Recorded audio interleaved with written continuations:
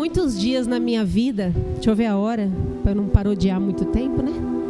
Eu me lembro de muitos dias da minha vida em que eu me preparava para um sermão. E quando a gente é pregador novinho, a gente fica uns 5 dias se matando, preocupadíssimos, né? E não está errado, porque temor, o dia que você subir aqui e você não tiver um pouquinho de medo mesmo, irmãos, a perna não tremer, o coração não acelerar, não é porque a gente ficou bom, é porque a gente perdeu o temor. Isso é um perigo. Não tem nada de errado em ter temor. Ao contrário, temor é um sinal de Deus, de que nós tememos a Ele. Amém? Mas eu me lembro que eu ficava muitos dias me preparando para pregar e uma preocupação, um gelo na barriga, né, pastora?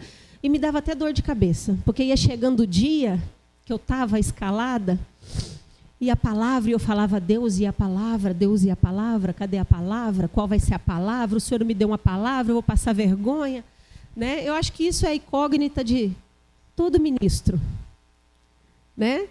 Quando o pastor manda a escala para o ministro de louvor, assim, você que vai ser o ministro da noite, o coração acelera, aquele frio na barriga, né? Tudo que é novo também é assustador, né? Concordam? Mas os anos vão passando e o Espírito, ele vai adestrando a gente de certa forma em algumas áreas que a gente foi chamado. E outrora, uns anos atrás, se acontecesse comigo o que aconteceu hoje, ou alguns dias atrás, eu não ministrava. E aí o Espírito vem e diz, viu? Você está crescendo.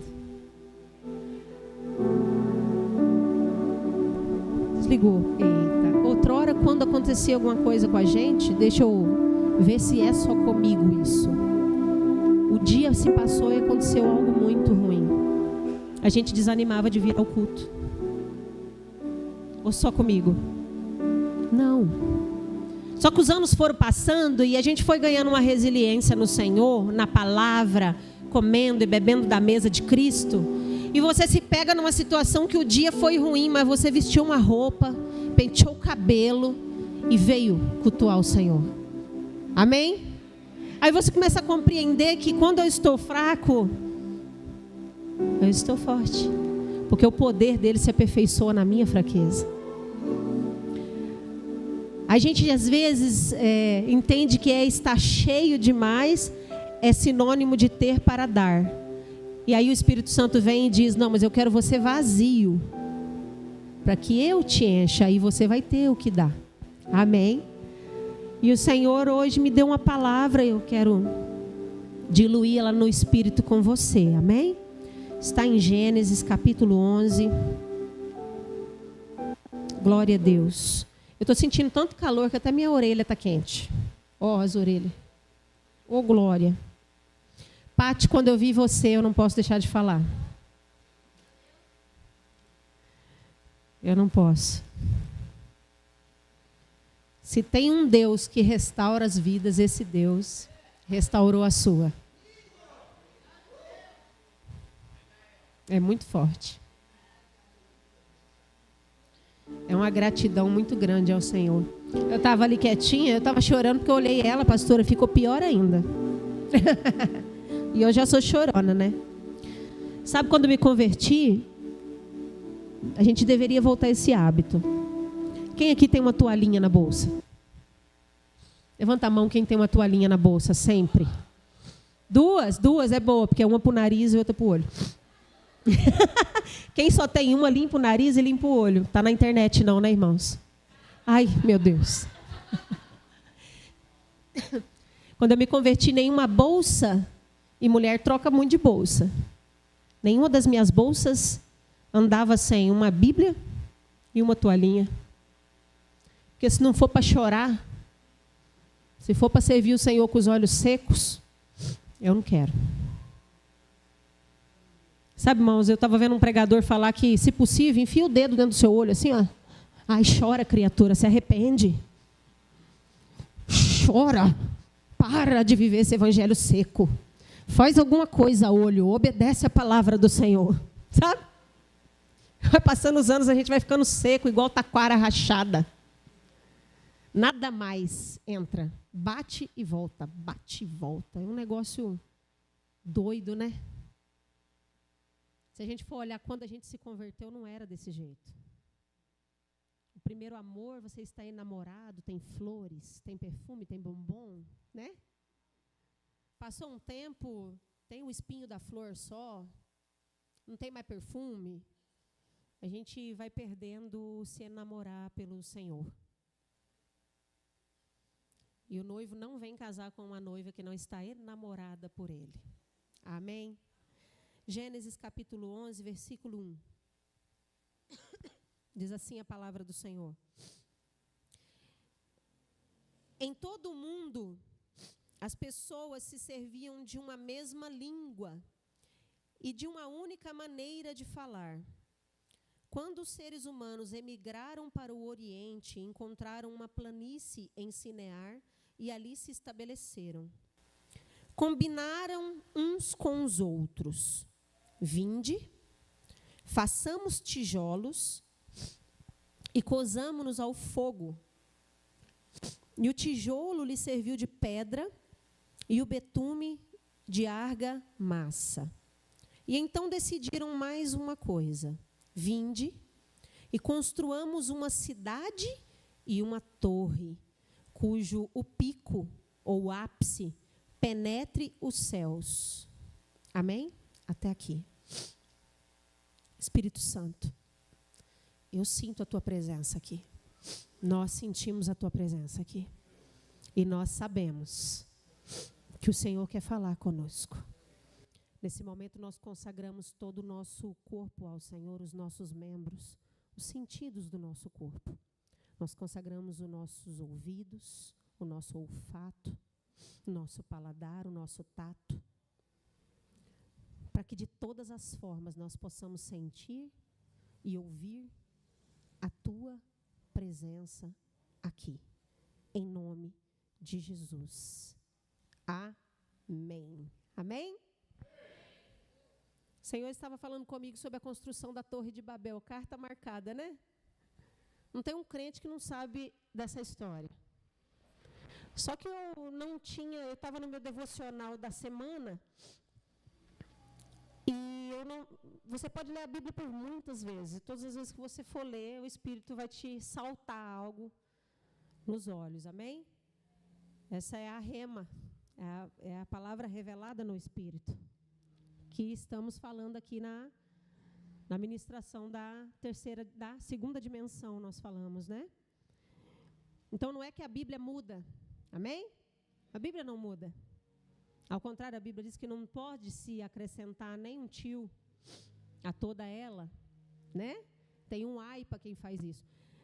Ela não muda, porém, o Espírito a vivifica. Diga assim, o Espírito a vivifica. Então, quando você lê a mesma passagem que você já leu por várias vezes e ela não te parece da mesma forma que você leu da outra vez, é porque o Espírito está vivificando em você com a rema dele. Ele vem e salta a revelação da palavra. Amém? E eu estava lendo e eu fiquei pensativa sobre algo. Quando a Bíblia diz que esses homens, eles pararam e tiveram uma ideologia, porque foi uma ideologia que eles criaram naquele lugar. Vamos construir uma torre para nós. Esses homens tinham uma ordenança do Senhor. Amém? Eles tinham uma ordenança do Senhor após o dilúvio. O Senhor deu uma ordenança. Ele disse, olha, vocês vão repovoar a terra, vão se espalhar e vão repovoar a terra. Ordem dada a todos aqueles que desceram da arca do dilúvio. Amém? A Torre de Babel está num tempo depois do dilúvio.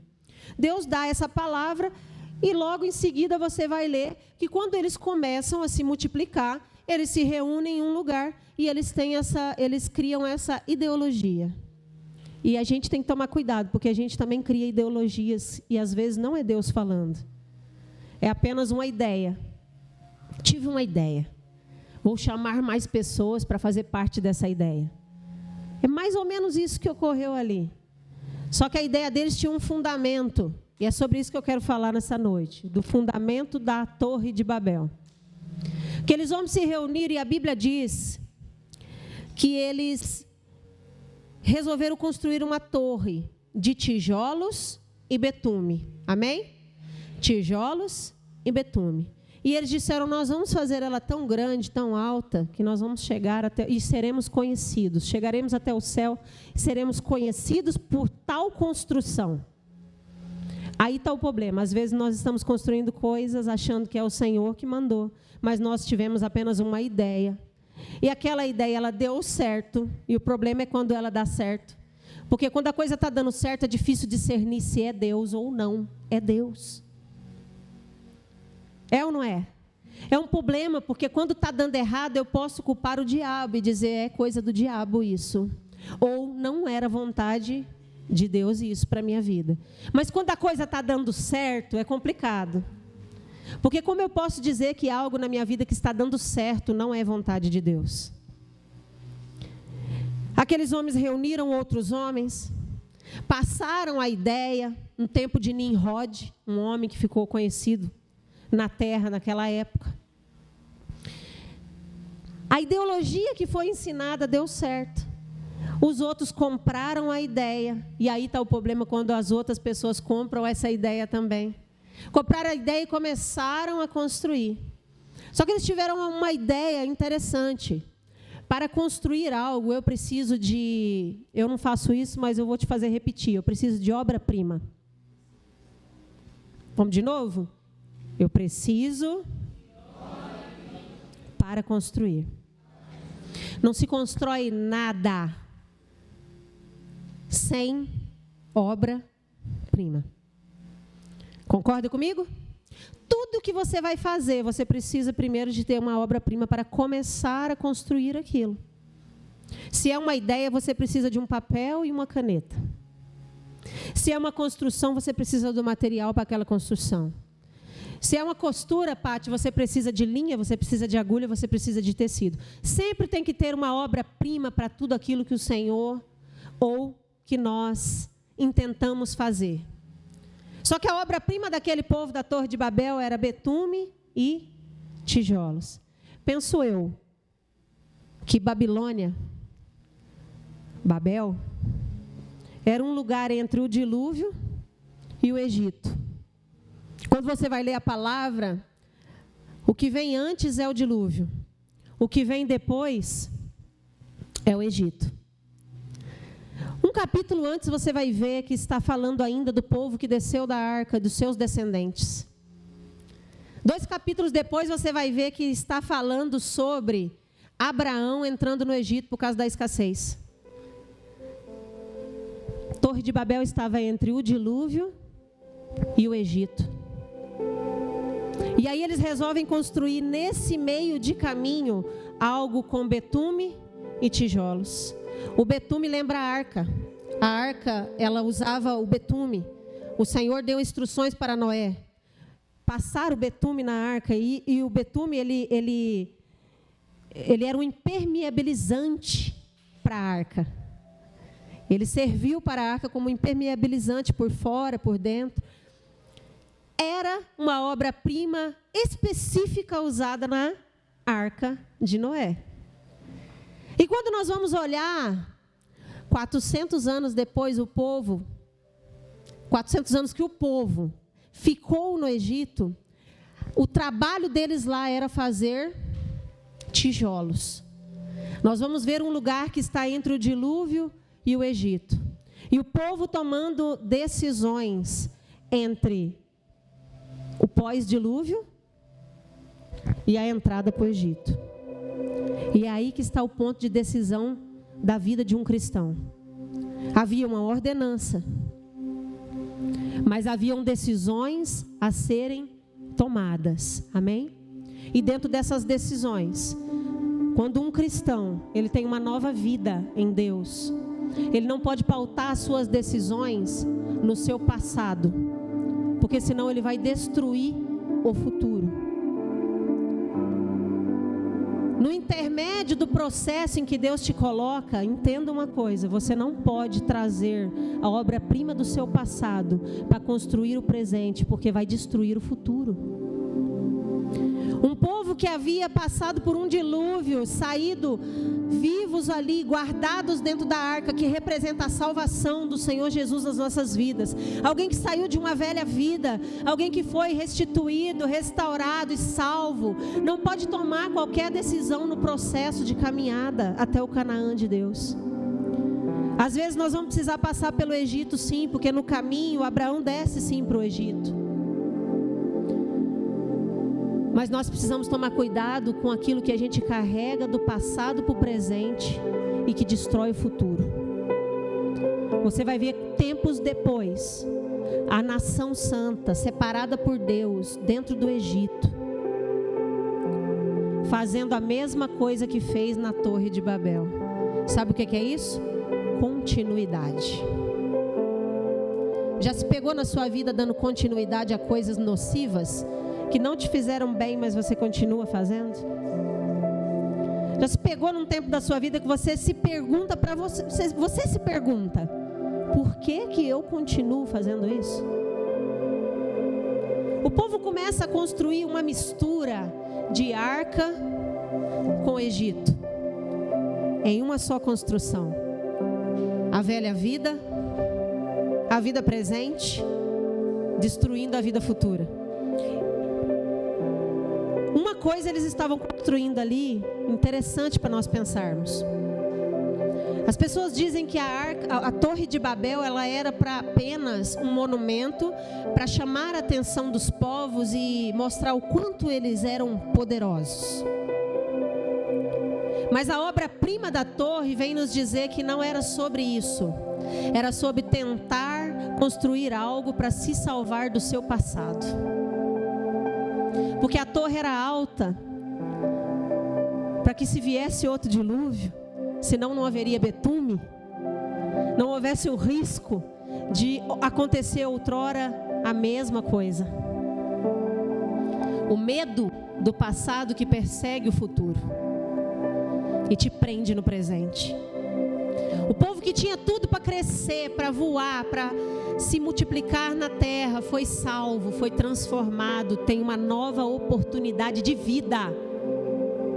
Se pega construindo algo com a matéria-prima do passado por medo. Quando você estiver construindo algo nessa sua nova vida, não traga a obra-prima do teu passado. Amém? Não traga aquilo. Tem tempo para tudo. Aquilo que no passado te serviu, não serve mais.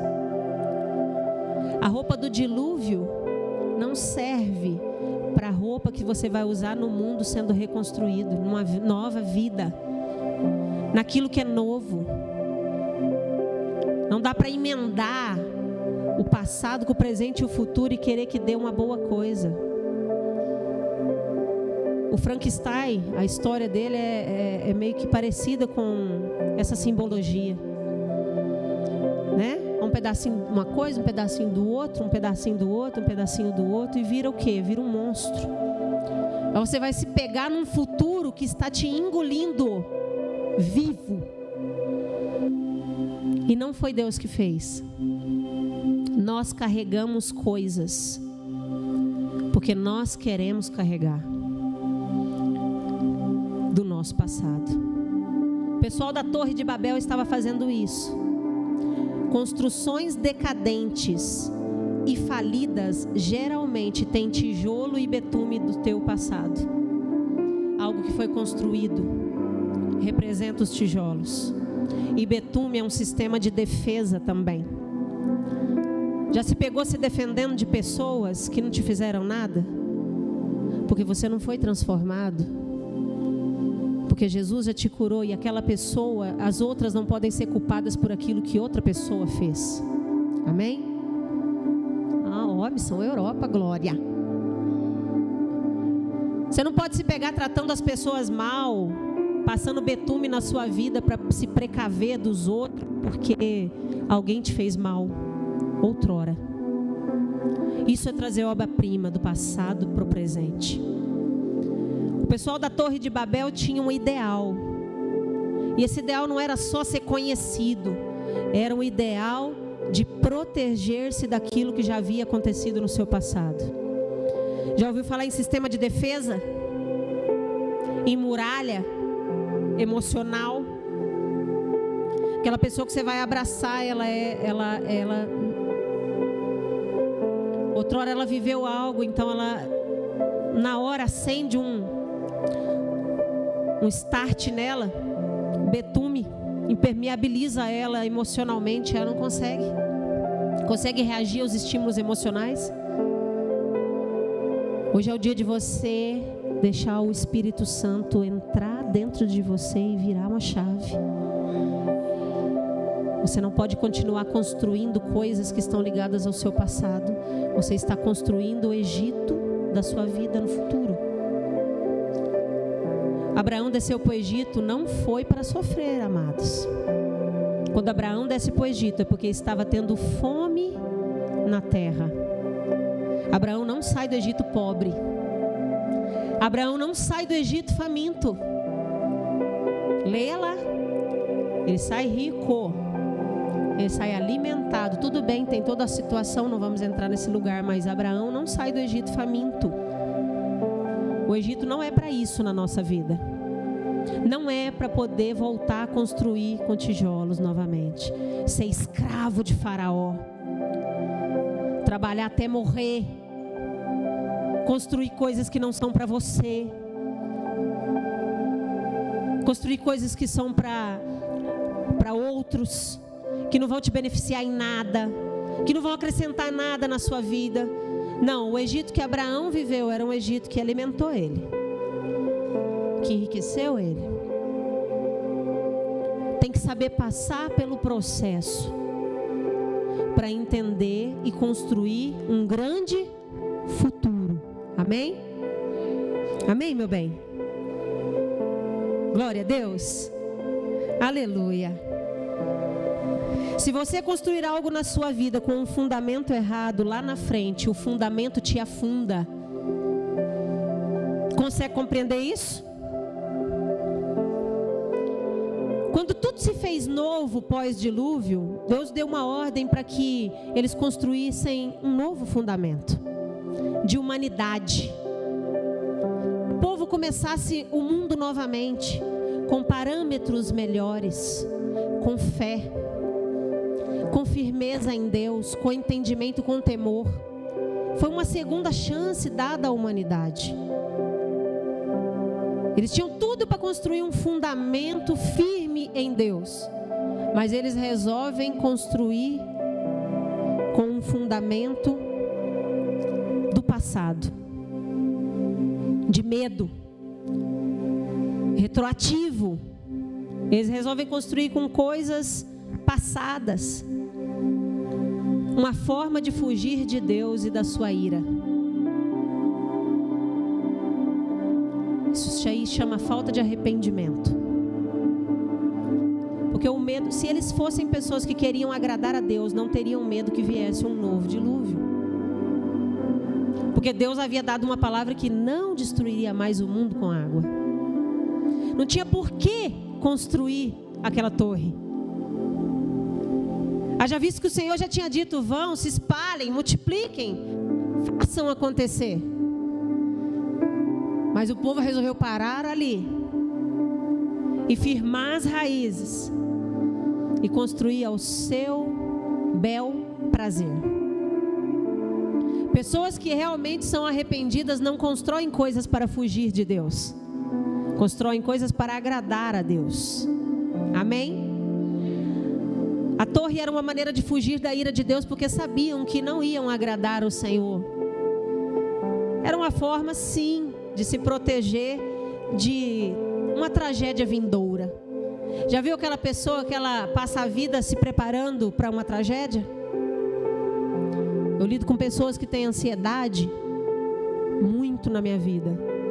A gente que é pastor lida muito com isso. E não estou endemonizando nada. Amém? Não estou. Mas o que você mais escuta, e eu estive com a minha mãe há um tempo com depressão, a pessoa está sempre pensando em tragédia. Ela está aguardando uma tragédia anunciada. Sempre. É uma ligação na madrugada, o coração acelera. Alguém batendo no portão fora de hora, o coração acelera. A mente. Uma pessoa que diz assim: fulano, depois eu vou te falar algo. Meu Deus, acabou. Pensa, a tragédia está anunciada na mente já. Começa a confabular coisas terríveis na mente. Você vai falar que aquela pessoa, ela já está louca, ela está fora de si, aqueles pensamentos dominaram ela, ele já não está mais só na cabeça, ele está nas emoções, ele já está fazendo o corpo adoecer, ele está fazendo a pessoa tomar decisões erradas, ela já está totalmente dominada. Tragédia anunciada. Sabe o que é isso? Construir com o fundamento errado. Uma hora o fundamento afunda. Sabe por que a arca não afundou? Porque o fundamento era de Deus e não dos homens. Se o que você construir for fundamento que Deus te deu, nunca vai afundar. Sabe por que o Titanic afundou? O fundamento não estava firmado em Deus.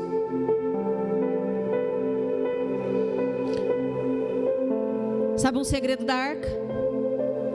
A Bíblia diz que ela foi fechada por fora pelo Senhor.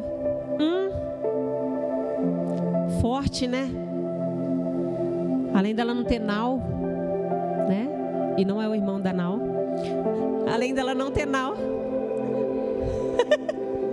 Eu não podia deixar passar. Ela foi fechada por fora pelo Senhor. Quando o Senhor, Ele veda a sua vida, você não precisa de betume do teu passado para se defender de nada.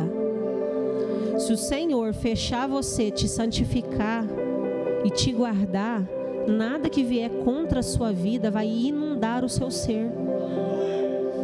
Nós somos inundados por tudo que vem de fora, porque nós é que não estamos sendo santificados, nós não estamos preparados no Senhor, no fundamento do Senhor.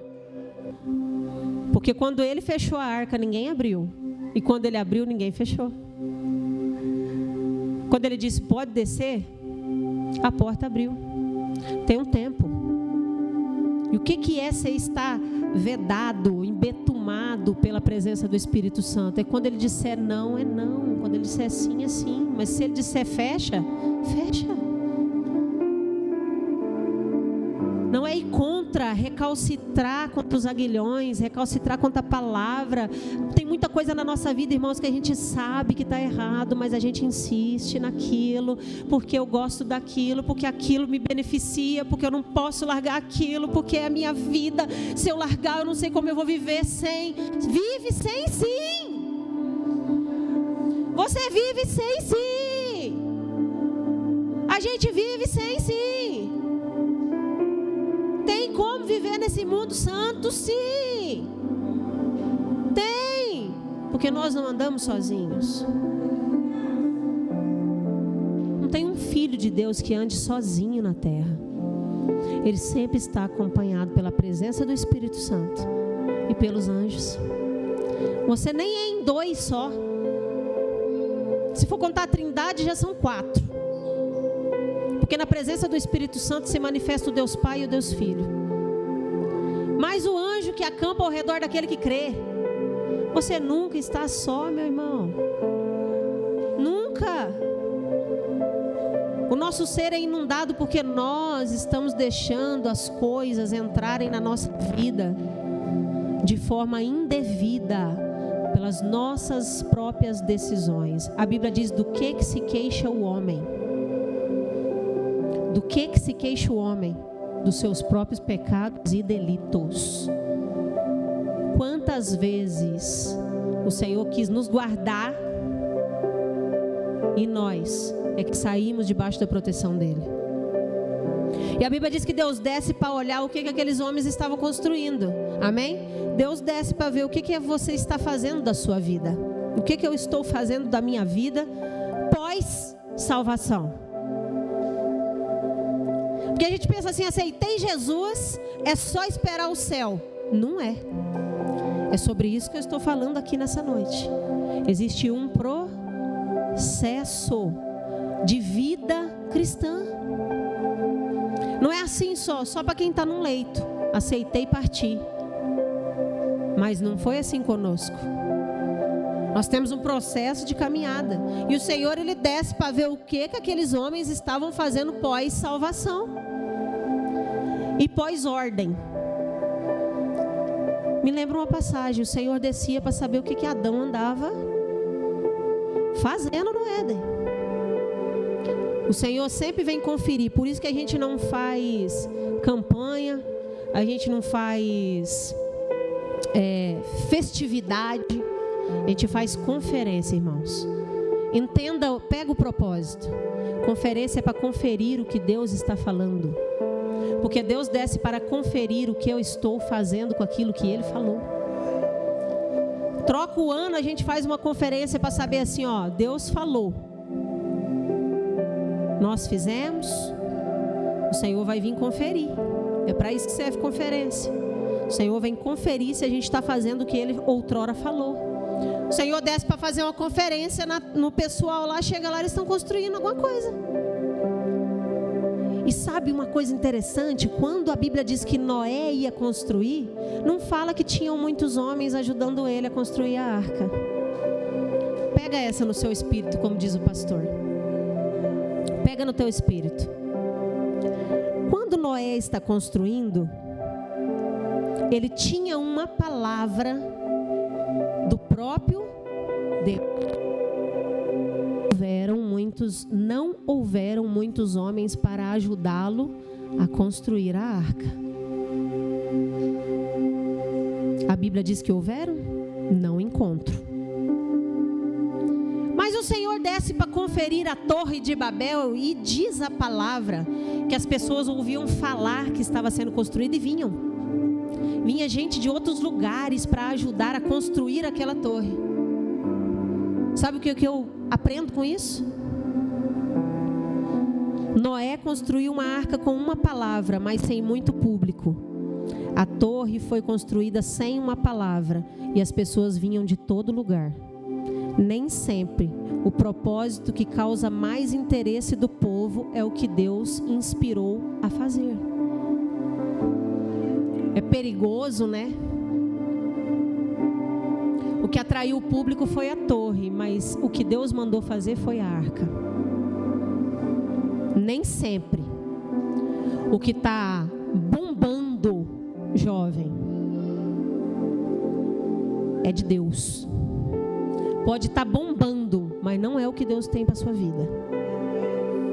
Pode estar bombando na internet, não quer dizer que é bom. Pastora, mas às vezes tem coisas cristãs. Mas e o fundamento daquele negócio que está sendo feito lá? Está certo? É cristão de verdade? Está na palavra? Tem fundamento? Você pode pôr a cabeça no travesseiro e dizer, eu fiz aquilo lá, mas está tudo bem? Se não, se parece esquisito, se parece que não tem fundamento na palavra de Deus, se parece que não agrada a Deus, não faça. Nem tudo que parece é. Nem tudo que parece que é bom, é bom. Minha avó falava, come menina. Eu sempre tenho que falar da minha avó, né? Eu sou neta raiz, gente. Eu vou falar da minha avó. Ela falava, come quiabo. Eu não gosto de quiabo. Come jiló. Eu não gosto de jiló. Come beterraba. Eu não gosto de beterraba. Mas você nunca experimentou. Você nunca provou. O fundamento está em provar de Deus e ver que Ele é bom. Porque quando se prova de uma coisa boa, de fato, quando te oferecerem a ruim, não rola. Compreende isso no teu espírito? Vocês estão tão quietinhos.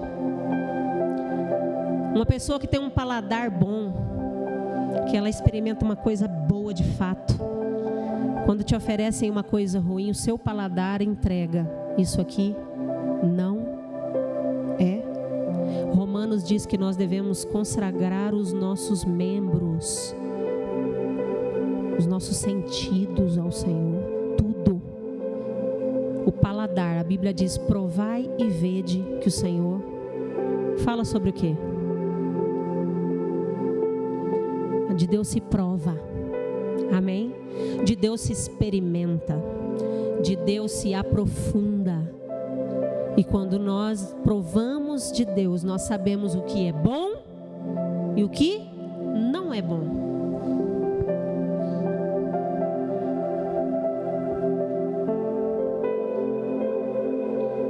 Não adianta construir nada novo no modelo antigo. Amém? O tempo é novo. Tempo de construir. O Espírito me lembra aqui uma palavra. Quando Davi começa a desenhar, preparar tudo, né? Quando ele começa a preparar tudo para a construção do templo, ele acha que vai ser ele que vai construir o templo. E o Senhor fala para ele: não vai ser você, vai ser o seu filho. Os dois participaram em tempos diferentes da mesma construção, mas o modelo, quem deu foi Deus. Eu só posso copiar um fundamento ou um molde se for Deus que me mandou copiar aquele molde. Então, portanto, não faça aquilo que todo mundo está fazendo. Faça aquilo que Deus está falando. Amém? Nem sempre, e essa semana nós recebemos essa palavra, nem sempre você vai ser uma videira. Está todo mundo dando uva e você é uma figueira. Aí você olha para um lado e fala: nossa, eu acho que o certo é dar uva, porque todo mundo ao meu redor está dando uva. Mas o Senhor te chamou para dar figo. E aí não é porque você é diferente que você não está frutificando. Você não precisa copiar o modelo do outro para frutificar. Você precisa entender quem você é em Deus. Experimente de Deus. Prove que Ele é bom. Porque o fruto, ele só é um reconhecimento que a árvore foi bem cuidada. Sabia disso? O tempo vai passar, e se aquela árvore foi bem cuidada, foi bem alimentada, foi bem, recebeu água ao seu tempo certo, o inverno não foi rigoroso ou foi rigoroso, ela foi preparada. Quando o fruto vem, ele só é uma certeza de que a árvore subsistiu ao tempo. Amém? E a árvore é a nossa fé. Ela bem cuidada no Senhor, ela não precisa de artifícios humanos para construir nada, nem para se proteger, nem para crescer, nem para avançar. É só esperar o tempo da frutificação. Amém? Nem sempre as pessoas que vão construir algo em Deus com você, já estou acabando, elas vão estar de acordo com tudo que você fala. A confusão das línguas fala sobre a linguagem dos seres humanos e a linguagem de Deus. Quando Deus desce e Ele vê que eles estão falando sempre a mesma coisa, Ele resolve confundir as línguas, a Bíblia diz. Só que confusão e dissensão são diferentes. A Bíblia não diz que eles brigaram, porque Deus não causa briga entre ninguém. Deus não quer que você brigue com a pessoa porque ela não concorda com você. Deus não quer que você destrua a família porque a sua esposa não concorda com você, porque seu marido não concorda com você. Deus não causa dissensão entre ninguém. Ele vem e Ele traz uma confusão das línguas. O que é que a Bíblia está dizendo, querendo dizer quando fala sobre isso? Ele traz uma maneira das pessoas encontrarem quem são as outras pessoas que devem construir com elas algo que está dentro do propósito dele. Deu para entender ou não? Ele traz uma maneira das pessoas encontrarem outras que falam a mesma linguagem para que elas saiam e construam o propósito de Deus. A Bíblia diz que eles começaram a se desentender Não de brigar, mas com palavras. Um falava, o outro não entendia. Então, quando eles encontravam alguém que entendia, se juntava. Penso eu, estou conjecturando, mas a Bíblia dá a entender isso. Achava outro que dava para entender o que estava falando, juntava. E eles montavam os grupinhos e partia. E ia formar um povo.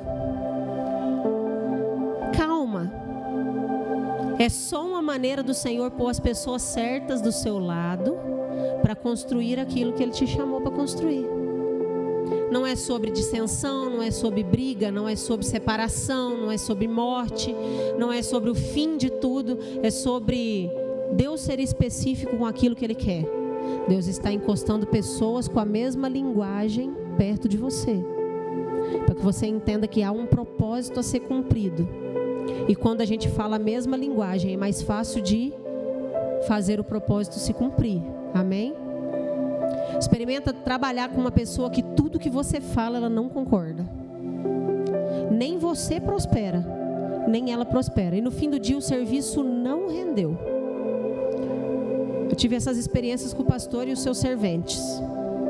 Só glória. Pega a pá. Mas o que é a pá?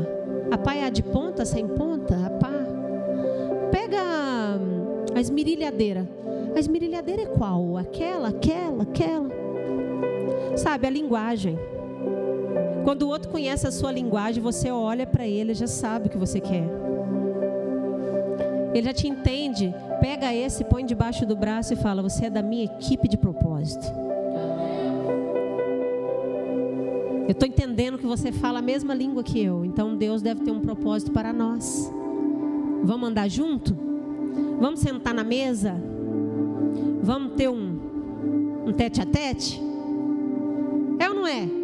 É muito bom sentar não com quem te bajula, porque quem te bajula não te faz crescer.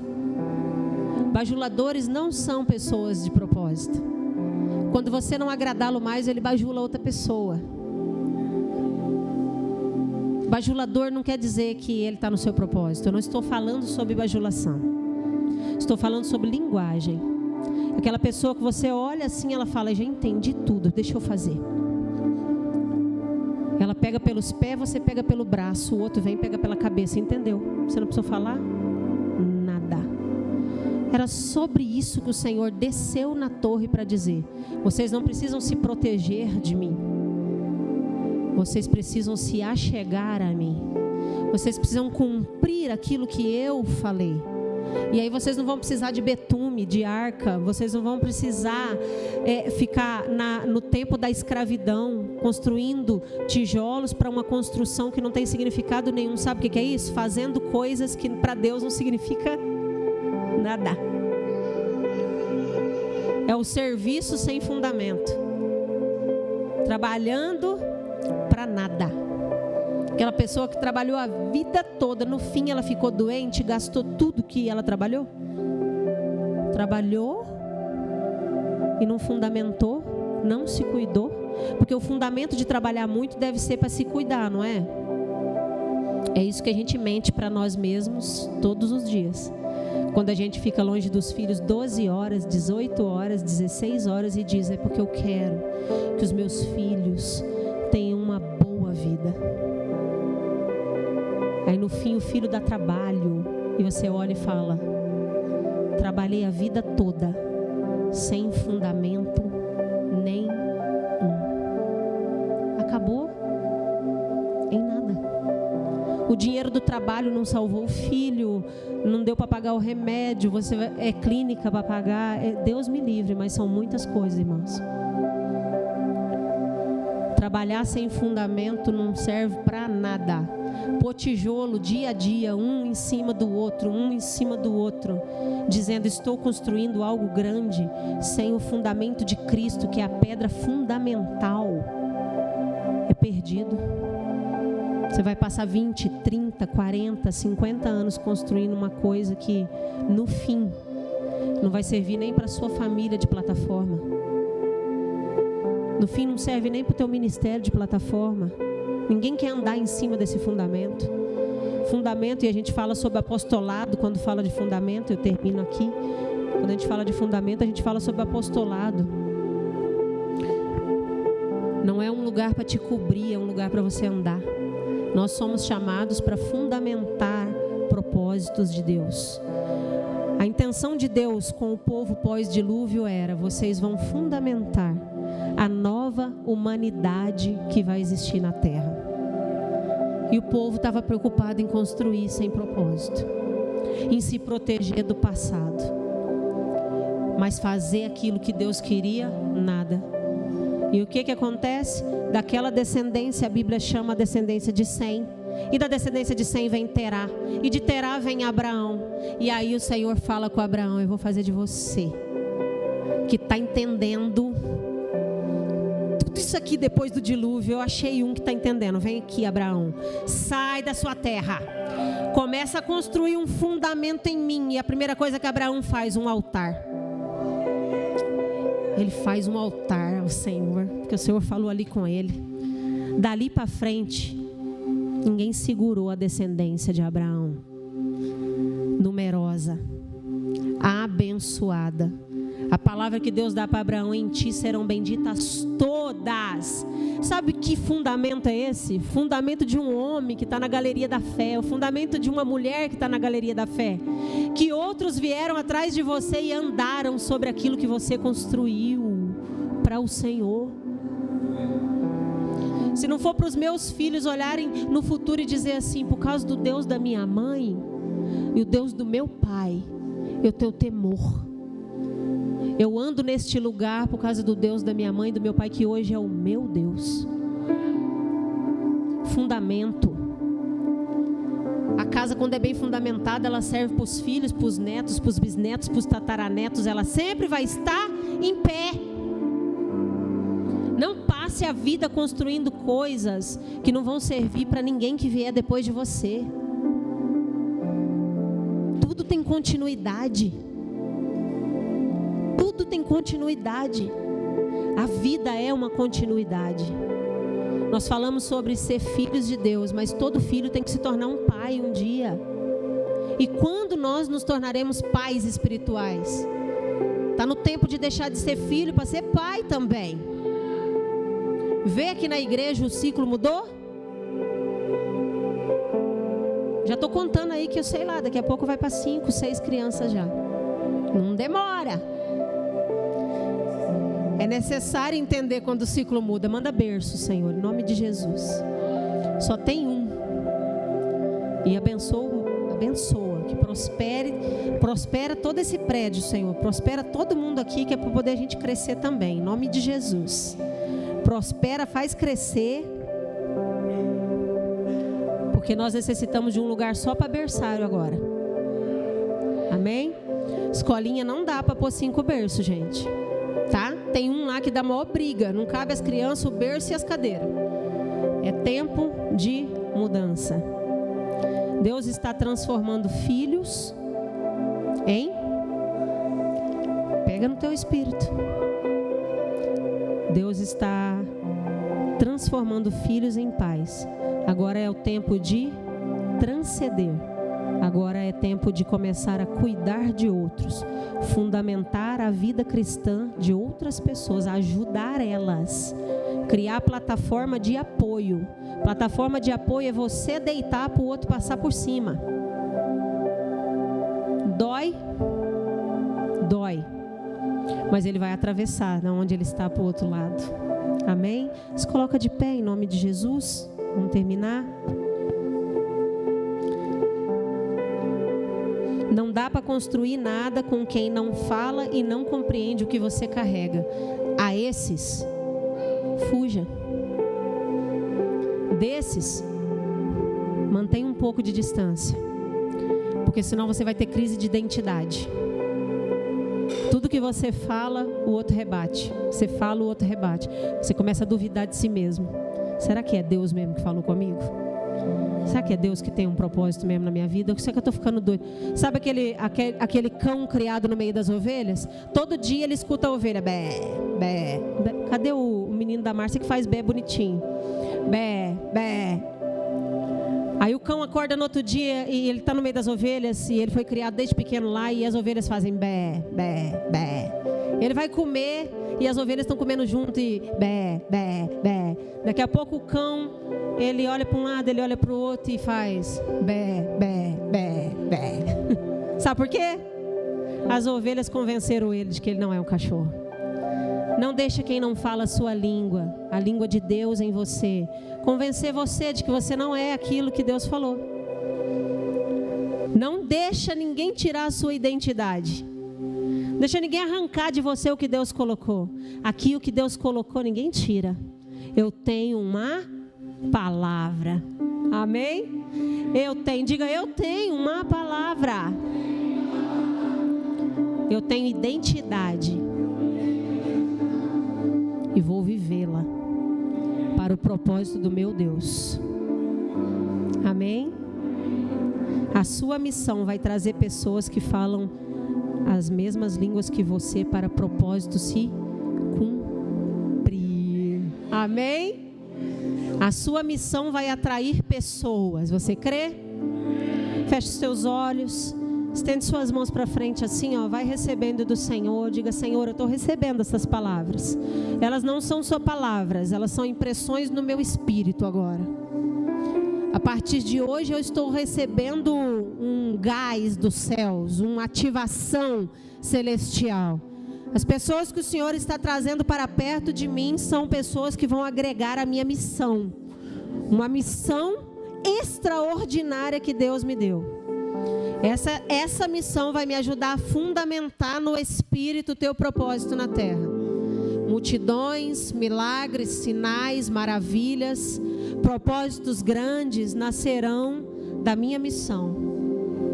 Da minha missão vão nascer propósitos grandes. Assim como eu profetizo na sua vida, assim como nasceu uma grande missão na vida do Billy Graham, o dia que ele recebeu Jesus e entendeu o propósito. Assim como John Wesley carregou uma grande missão do Senhor e o Senhor encostou pessoas ao seu redor para cumprir este propósito.